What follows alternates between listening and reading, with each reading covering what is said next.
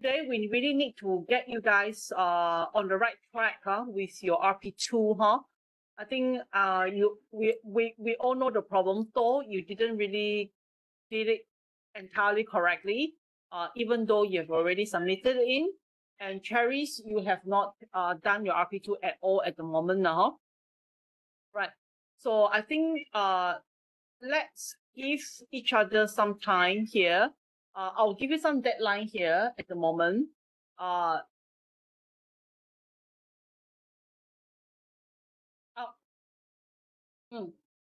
You hold on. Okay.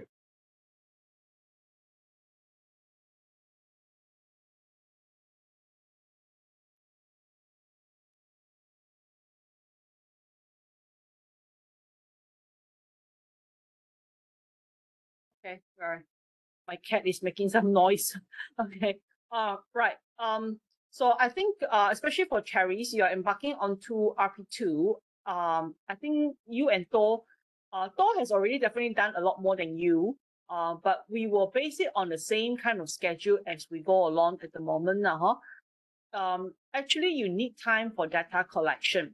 Okay, so I would want you to have a lot of time for data collection. You need to give it at least about 8 weeks for data collection.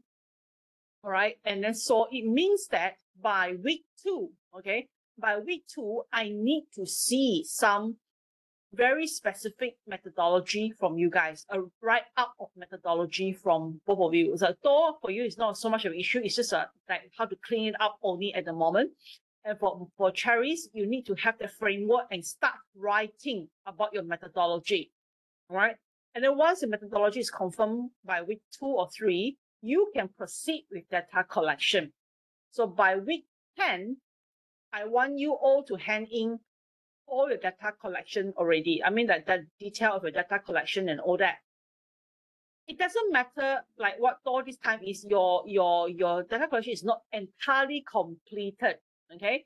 So for Thor, once you've done your confirmed methodology, especially the parameters and the questionnaires and everything, this time are the time that you'll be using to collect your data. All right. And then to do your analysis properly. Okay. It's okay if, let's say, Cherries you do not get a full set of data yet for RP2. You still can present, but you cannot not have any data for RP2. Okay. So what do I mean by this? Okay, let me show you. I will run through what I think is a problem with Thor's thesis. Then I think that will give a very good idea of what I'm expecting from both of you, especially Cherries, whom hasn't submitted anything to me before this at all. All right. Basically, you see, for your chapter 3, okay, chapter 3, you need to start off with not introduction, though, not introduction. It has to be a general section here. Basically is just a paragraph or two to actually explain that this chapter is going to describe the data collection method and also the data analysis method that will actually contribute to finding out on what, you see, you have to explain your objective, maybe like reiterate your objective here, but not as in to do this, to do what. You know, it's just like a paragraph writing format of writing, a descriptive style of writing, you know, the data to understand or to collect data for what, you know. And this chapter will cover what, you know, it will cover the description of the methods, okay, and then what methods to be adopted and the relevant justification for those methods, something like that. So it's just like a paragraph, maximum a page, you know, about the general of the chapter. This is a methodology, research methodology. It should be 3.1 should be general. Okay, so what this chapter is all about.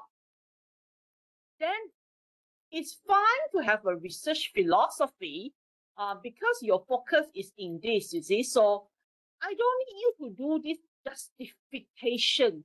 You are like pushing this into people's face, you see. So I need you to say that, okay, your research, what is your overall research philosophy? Are you going to go for a more qualitative philosophy, or are you going to go for a more quantitative philosophy? I mean, like, that's it, it's like you don't need to talk about, a whole set of like research theory and methodology out there, what is positivism, and I mean, like, you really don't need to write like that. Okay, so basically I need you to have a research framework here. So what is a research framework? Are you going to be adopting what suits you most? It's like when we write about what suits your research topic, what suits your objectives and aim, it's like you are bringing in your topic. We don't need to talk about a general research theory out there. So when you say that I want to use this descriptive method, okay, or you want to use this qualitative or quantitative method, why? Why does it suit your research? So you explain, okay, why it suits a method. So this method basically is good for, let's say, survey is actually good for quantitative method is actually good to find out topics that is related to patterns, that is related to behaviors, that is related to overall sense of direction of a society, and therefore, based on your topic, you are actually looking at trends, implication, and impacts are similar things that you will see in, say, quantitative methods, you see. So this is how I want you to write your justification. Not so much of, I choose this method and then write justification, and then all these things here are actually very, very theoretical. You still have some theoretical, like, this is good. Like you have all these things is good, okay? But it should be like a natural flow. Let's say if you pick positivism, so why does positivism suits your research topic? Okay, so because positivism rely on what social phenomena and all that, so therefore in this or economic activities, which in the case of this particular study will be exploring things like foreign labor in Malaysia and the implication to the stakeholder and the impact that it has on Malaysian economy, for example. Like, you don't have to write anything else anymore. I mean, you know what I mean? Like, you have pages and pages of this, is it necessary? Okay? You can have some support. The justification is, before you choose this method, I want you to have some literature that mention what is this method all about, and therefore this suits your project. It suits your direction. It suits the nature of your study. Do you guys understand or not? Huh? Cerries and Toll, can you give me some feedback here? I mean, like, to show me that you don't understand, or you still don't understand, or you understand, or you can give it a try. You roughly know what I'm talking about. I think I give it a try first. I go back and look through the things, then based on what you have comments, then I figure it out first. Right. So essentially, like, let's say Cerries, like, now you want to come up with a philosophy. What philosophy are you adopting? So you can explore some literature first. Like some literature, like let's say, Masinovic and say this, and then this is also this is the philosophy that is available in the literature. Then you can have a paragraph or so about that philosophy and why that philosophy is good for certain type of research and what is it used for normally, what is the advantages. Yes, you can use literature to support that. And then you go on and talk about, in the case of your research studies, you'll be adopting similar methodology, a similar philosophy, because your method, because your direction or your topic is about what? You see, it's about similar things to economics, similar things to pattern, similar things to behavior. You know, we want to know what do you want to know, you see? So you have to point out, you choose this method because your research is about what, and therefore it suits this method. That's all I need to see. Okay, so that your method is justified.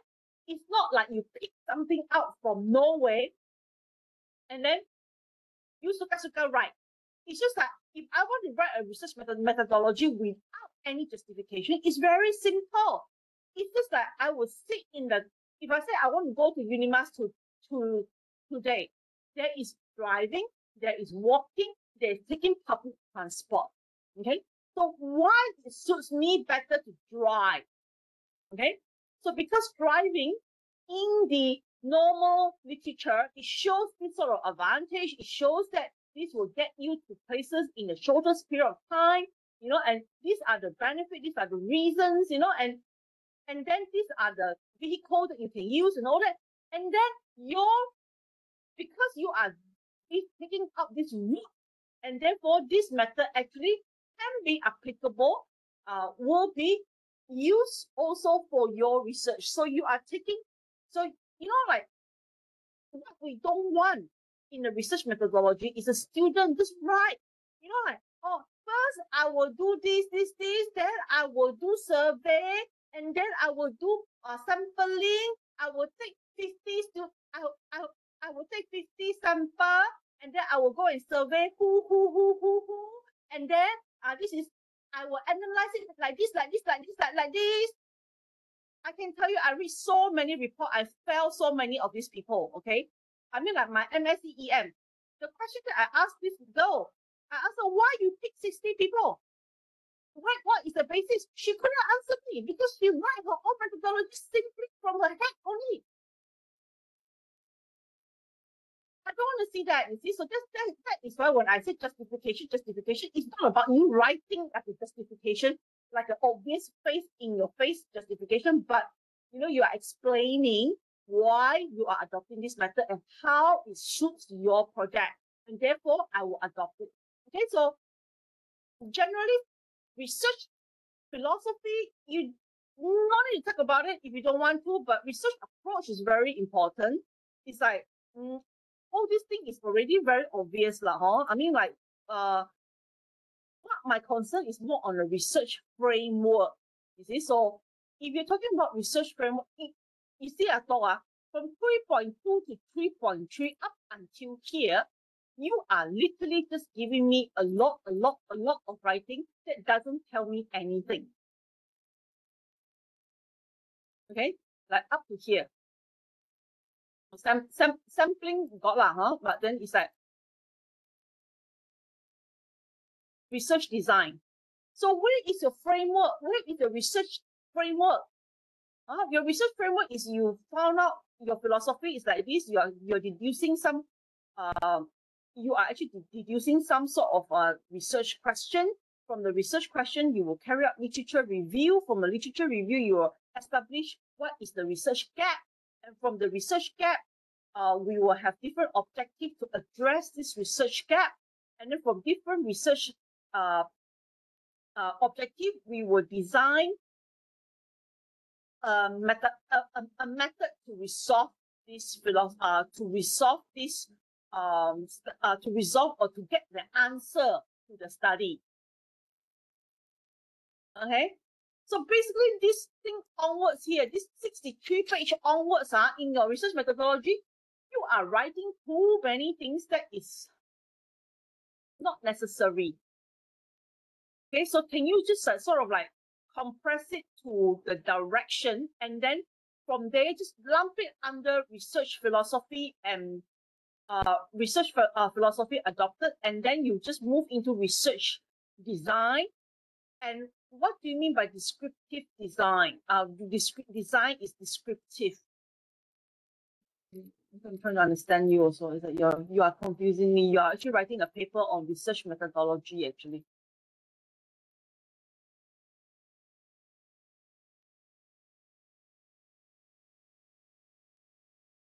So So descriptive research design, what is this all about? You see, it's like for me, isn't your work is basically wanting to study, you are using a more quantitative kind of studies. So why do you pick quantitative studies? Okay, and then from there, you're supposed to come up, you're matching each objective.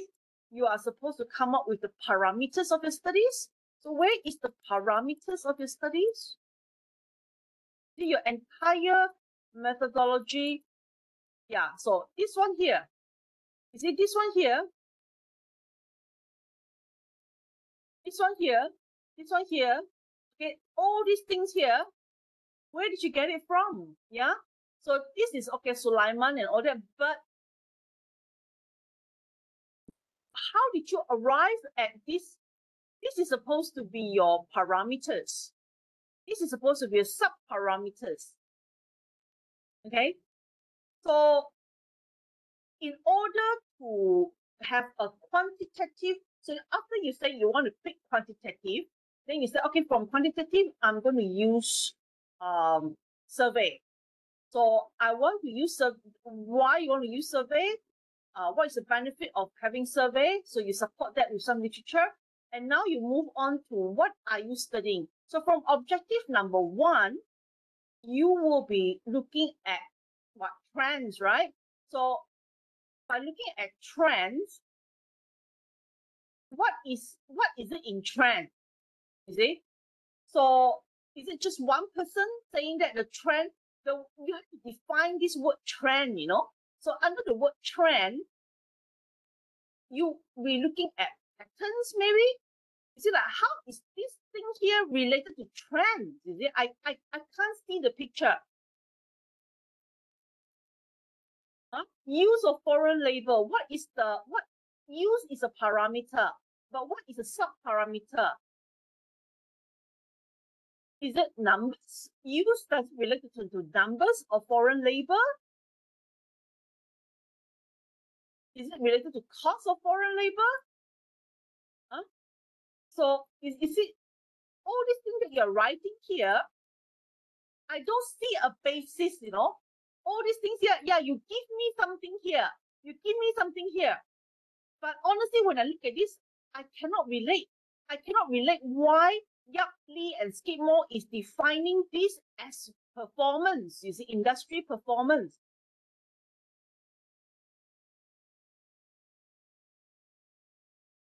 Okay, quality of work. So what is this quality of work related to? What objective is this related to, you see?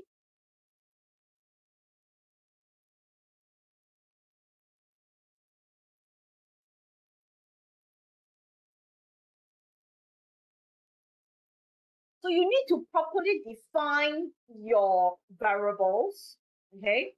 What is the parameters that you're using, and then what is the description of the sub-parameters that you're using, and why is this parameters being chosen based on your objective?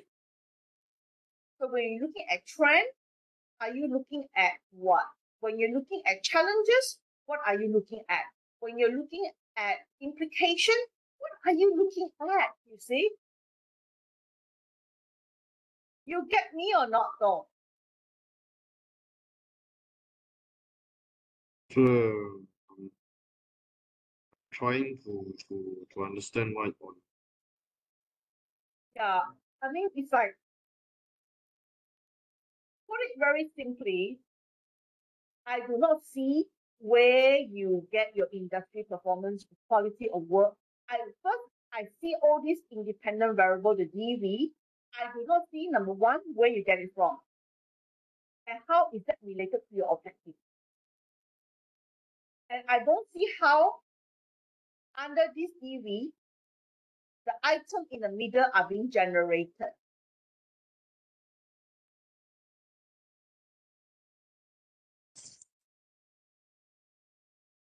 Okay, so you need to prove to me that this author will say that if I want to look at trend, these are the sub-parameters or the parameters that I must look at. And under these parameters, I will create, there is some sub-parameters. And under these sub-parameters, let's say the sub-parameter of performance is project delivery on time. Okay, then my question is based on this on time, this project delivery. It's just not you take it and then it feels to me that all these questions is you create yourself one. You suka happy write one. And then I just throw in some literature here.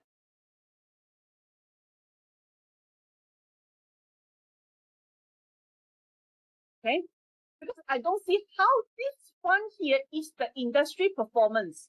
So you must have, okay, if that's the industry performance is the implication, it's related to implication of using foreign labor. So what do you mean by performance? So how do you measure performance? So maybe author A would say that performance, we talk about industry performance, is about how much profit it's making for the project, how much benefit, how much how much it actually improves the time and cost performance of a project. It improves productivity. It improves profitability. So if these are the keywords that you have for your sub-parameters under performance, then you create question that is related to that sub-parameters. That is how I want to see that generation of your questionnaire.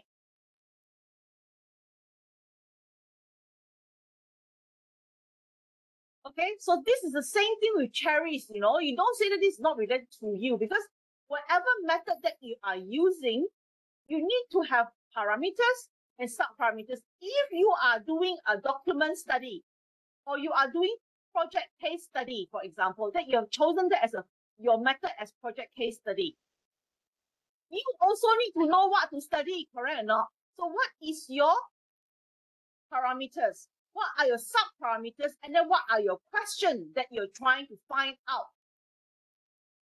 So then you will go to the documents, or you will go through document studies, you will go through interviews with the related participants to get the answer to those questions that you have set out. So now methodology is you must set up those questions. Cerries, are you here? Yes, doctor. I'm trying to figure out. Okay, so it's okay. The main thing is, first of all, you guys must tell me what is your research all about in your methodology. You have this sort of objectives, and this sort of objectives have to be addressed using what sort of research philosophy or research design or whatever. So the very foundation, the very big picture is you either go for quantitative or qualitative. So under qualitative and quantitative, there is different data collection method. So for example, quantitative, one of the method is called survey. Under qualitative, there may be like case studies, there may be interviews, you have to explore literature to find out this, you see. So I mean, like, for example, you don't have to use survey under quantitative. You know, is there any other methods under quantitative? You guys never know, like, all you know is, quantitative, I do survey. I do survey. But why do you use survey? You never know. You didn't fully explore, you see. And then for your method, like for example, study of EOT, you use, I would not agree for you to use survey or quantitative. There's no way. You still need to go in depth. For those studies, because you're looking at trend, labor, trend, implication, challenges, and all that. These are more looking into behavior of a very large population of people. Then you use survey, quantitative, and all that. It may be appropriate, but you need to prove to me, you cannot say that I want to use that set, you see. So just back up yourself with some form of literature. This method under the literature, it says that it's good for this sort of topic, this sort of objective, this sort of trend, And so happens my project also falls under looking at pattern, looking at economic behavior, looking at a very large number of population, and therefore this method is selected. Okay, so Terry, same goes to you. You need to write that out first. What direction that you are using? What is the design? What is the research philosophy that you are going for in the first place? Okay. Okay. Then we move on to addressing a research framework. So under this research framework, my data, actually, when we talk about quantitative and qualitative, these are all data collection techniques. Okay, so we usually lump them under research design. Okay, but research philosophy, you need to understand whether you are your project is actually an in-depth study that requires in-depth information from expert people. You could do a Delphi. Why do you have to do uh um like interview? You could do expert opinion. You can gather a few experts, do a Delphi with them. So this is also some form of qualitative, some form of quantitative method as well. So it doesn't have to be a large scale of survey, because from what I see, it can be answering this survey. It's not general label. It has to be people at the managerial level. So is there so many people in the managerial level that can answer your research survey? You have to understand, because if you don't have enough of pool of people to answer you, then it is not representative anymore. So you may have to actually go for a more in-depth expert opinion study. It's in a way like a survey, but the survey that you're doing is actually targeting a very specific expert in a certain area or certain group of people. So cherries as well, it doesn't have to be exactly case studies or document studies. Also be like a Delphi, whereby you actually gather uh, a group of experts to actually answer your question, you see. And then you deduce from those experts in that sense that what is the good what is the that answer your questions, you see. So I mean, like, don't think of it as so complicated, honestly. I'm not trying to say that this is so difficult or this is so complicated. I just want you to know that when you do research study, it's not how you feel, it's not what you think, it's not about you, it's not about what you can come out from your head, how clever you are. It's about your topic. You are like a second person looking into the room. You see your topic, you find something that suits that topic. Okay, so write something about the nature of your project and the type of philosophy that suits that nature, and then you straight go to your research framework design, whereby after understanding the nature of the project, you already also see the trend.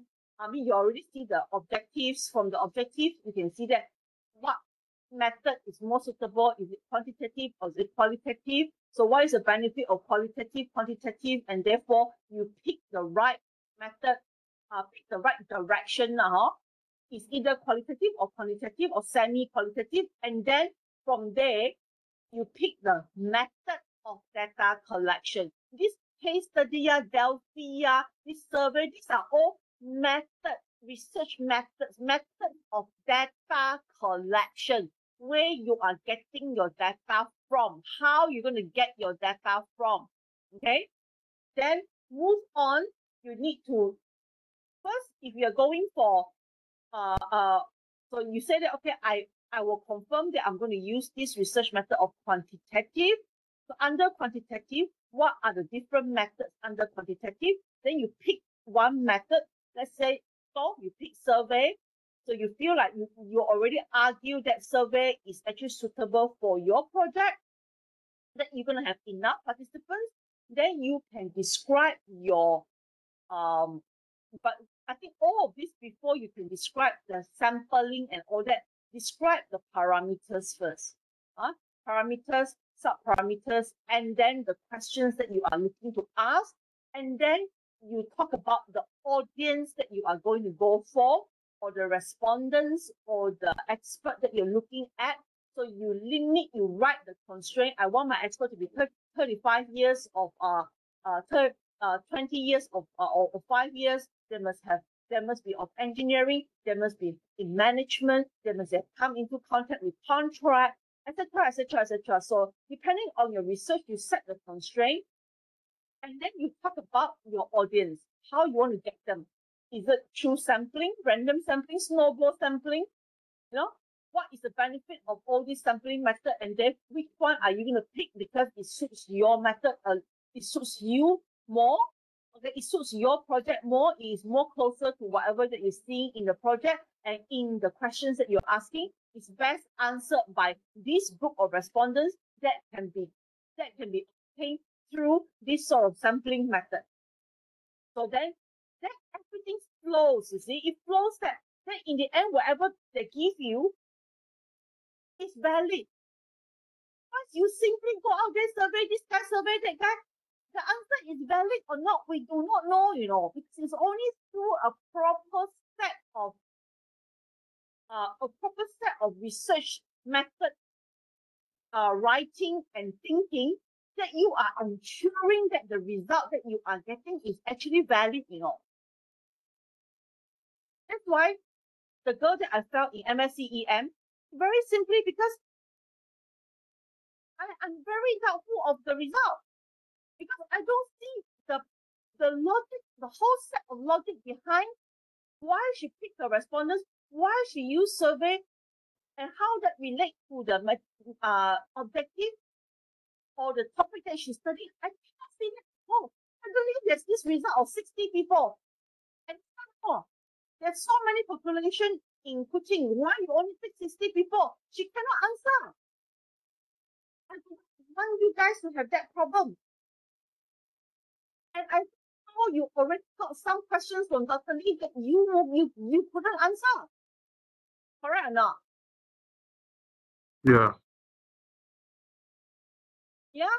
So she was asking you some question that you were like, she was asking, how did you arrive there? How did you arrive there? That she couldn't answer that. He simply said, I see this trend, I see this trend, I see this trend. But it did not see how from the beginning you get to that, you see. And that is very dangerous.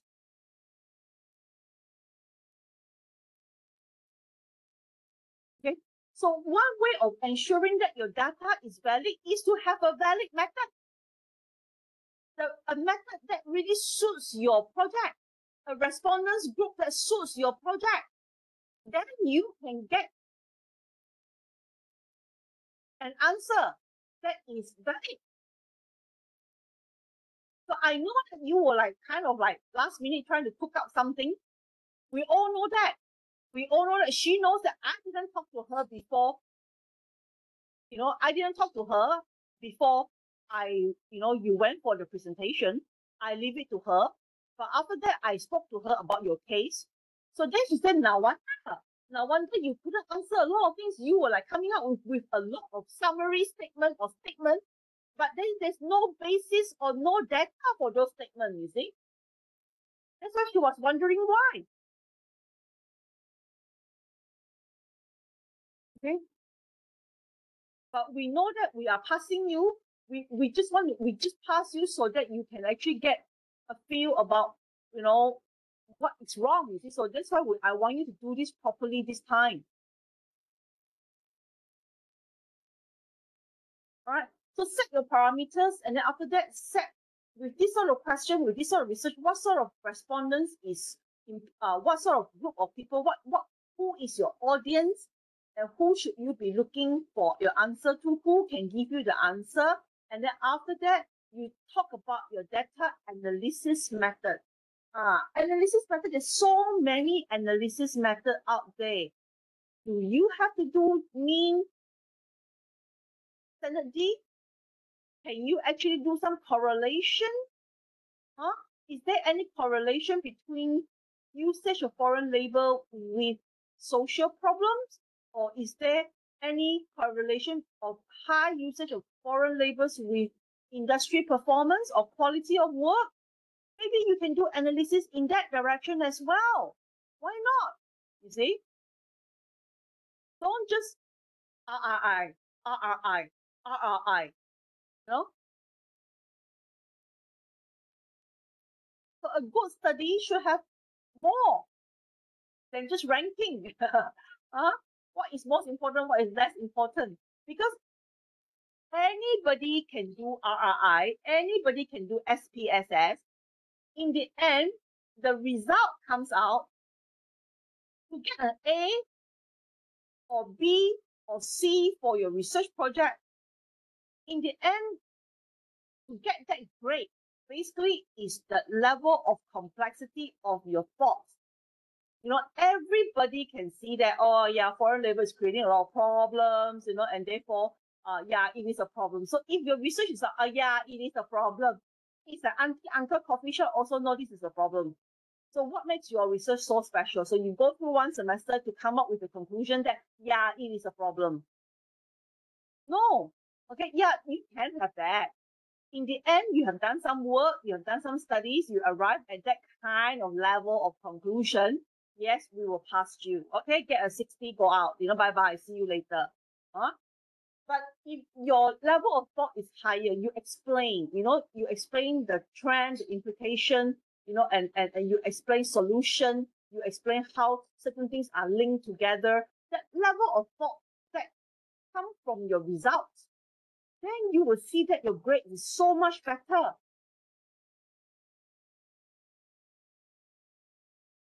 Okay, so that is what we call RP3. RP3 is about you taking your results, analyze your results, and then you see certain patterns, you see certain trends, you see certain things that other people cannot see, and then you write about it, you find out more about the topic, you contribute more to the topic.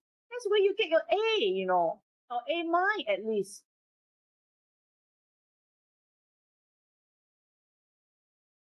Last time I've got two very good students, MSc EM, they finished two projects, very, very detailed data collection, very, very good survey done, you know, but one of them only got an A- because she could not actually describe her data to point out that in the data.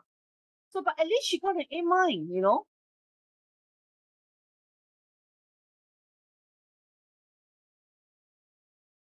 All right, so this is what I want to see in a different section of your research methodology. Okay, so I want to see, first of all, some sort of research, research description or research philosophy, which is more about the nature of your own study and what what sort of theory will actually suits your topic. But don't be too long about that. I think maximum 1 or 2 pages should be more than enough.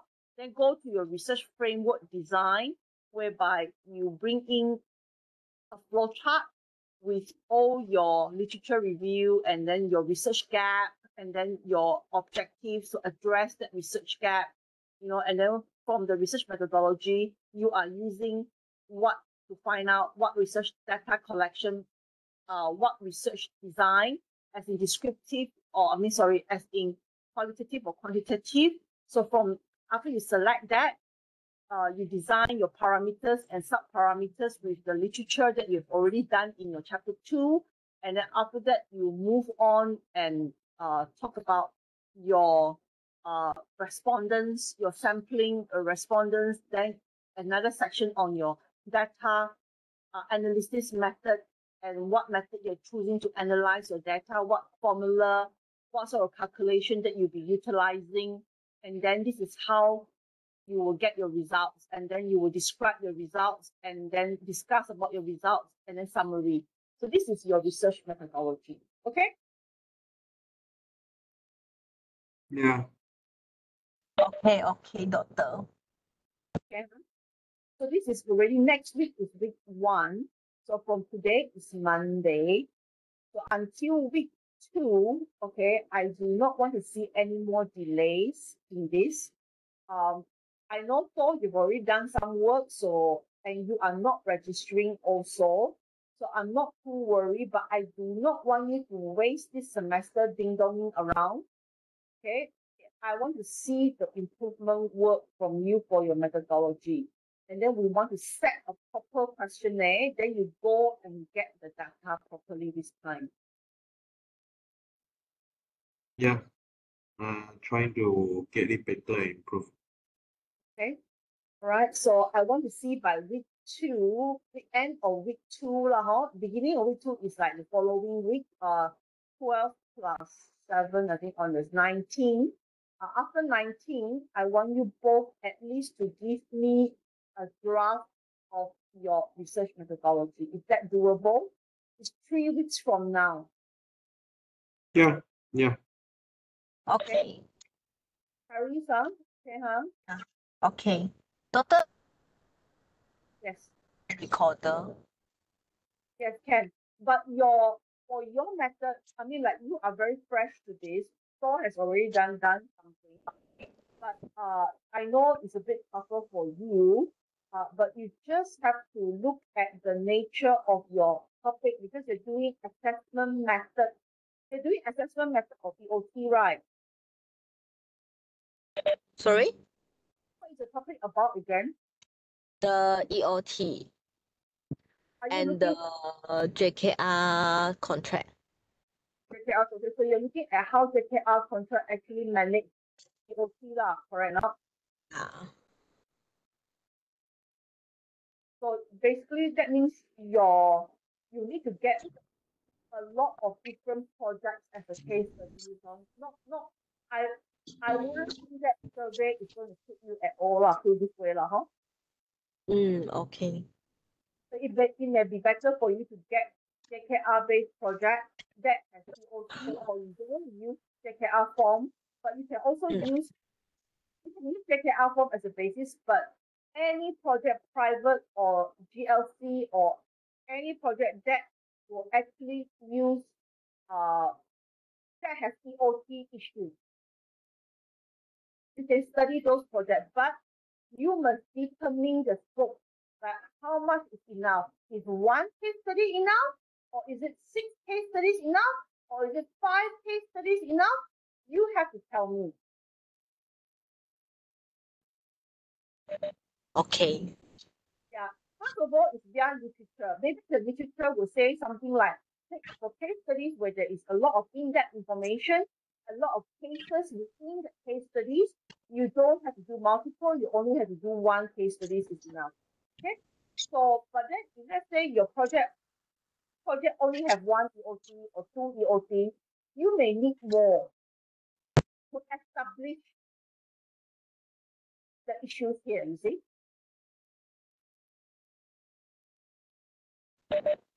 So meaning that one case study may not be enough, you may have to go for multiple case studies. And when you go for multiple case studies, what is considered Okay. that is very important. We do not know, like that, what is considered as enough of people to be surveyed. You must first of all find that the population of projects in Malaysia, population of projects in Sarawak, for example, how many projects are they executing from 2000 to 2000? Let's say it's 500 projects. From 500 projects, we have how many people are engineers level and doing management and or doing managing labor. You see, so you cannot take the population of labor. You have to take the population of people managing this labor. Then put it through a calculation. So let's say there's about 500 or 600 or 6,000 of engineers in Malaysia, in Sarawak, doing this project that is foreign labor based. And based on this calculation of 95% deviation, you need to at least survey 150, for example. And then it's based on calculation, it's not based on what you say. If let's say 150, with a return rate of 30 to 40%, I will need to send, how many Google forms out? So you probably have to send 500 Google Form out in order for you to obtain at least 150 respondents for you to analyze the data that can represent the whole Malaysia or whole Sarawak, for example, on the implication, trends, and challenges of using foreign labels in Malaysia. This is all construction industry based, not just foreign labels in any industry. This does not include makan minum industry or tourism or whatever. So this is a very important point that you guys have to point out for both. So what is enough? How many respondents enough for cherries? How many projects? How many cases is enough for to show you, what is wrong with the EOT assessment method at the moment, you see? Okay. Okay. Or you can say that I'm focusing on contract and the contract is telling me this sort of method, but in practice, who is doing what? You see, so that in that case, if you're going for that kind of direction, you may have to include interview as well on contract manager or project manager who are in charge of the contract, for example. It may not be sufficient to do EOT document studies anymore, you see. Okay. Most important thing is you must understand what are you looking for. What is the nature of your study? What are you looking for? What is the specific things that you are looking for? And therefore, set up questionnaires, set up methods that suit that project.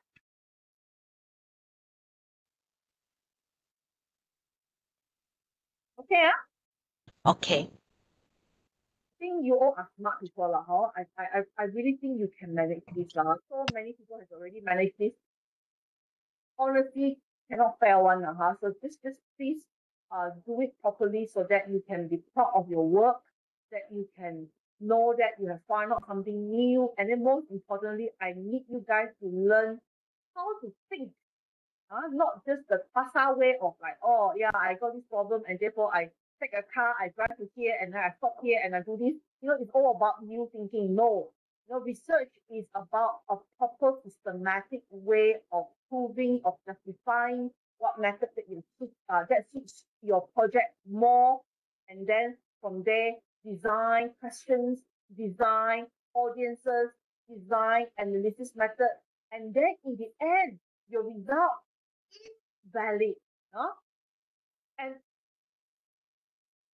when you submit your thesis for vetting, what the examiners are looking for, they really don't know exactly if you're going to collect the data or not. But when at your method, when they look at the way you analyze, they are confident in the way that this result cannot be wrong if you have already followed through the method that you have declared, you see.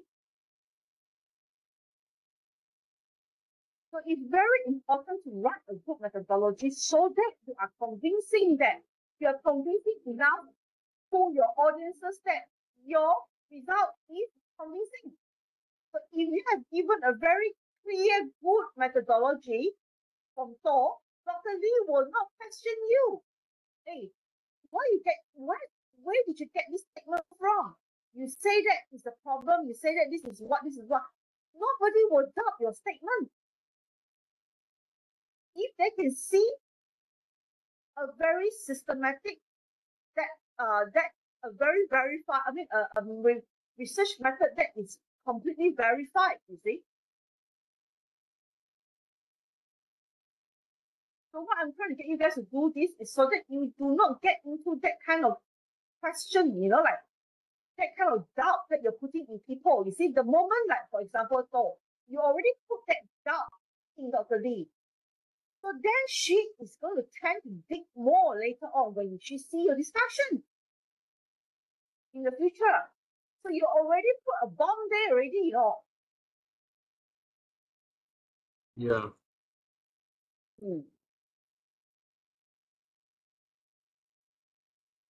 All right. So Teresa, I do not want you to plant your bomb now, So you better do it quickly, Okay, so Yeah. right, so let's work on this. I have a whole semester to work on this with the two of you. I really want to see you guys being more proactive in looking for me and also find like I cannot help you if you guys are just going to go all silent of me, you see. And most of the time, also, I don't have the time to go around chasing master students. You know, you all are very, very much adults that don't need to me chasing. You should be chasing me, not me chasing you, okay? Yeah, understand. Okay. Right? Okay. I will also send the two of you some my MSCEM students' work, but it's not really related to your work, but at least you read. Maybe you can have some inspiration from their way that they write their methodology and how they design their questions and all that. Huh? Can. Thank you, Prof. Yeah. All right. Right, Prof, so, yeah, how today? Any questions? about you are asking me to write a letter of this Tango Pengajian. Is there any format that can share me then? Who should I send to? Yes, I will send you a format in a while. Okay. Okay, thanks. You have to write this in because even if you register, you don't have any subject to pick anymore. Yeah, I understand.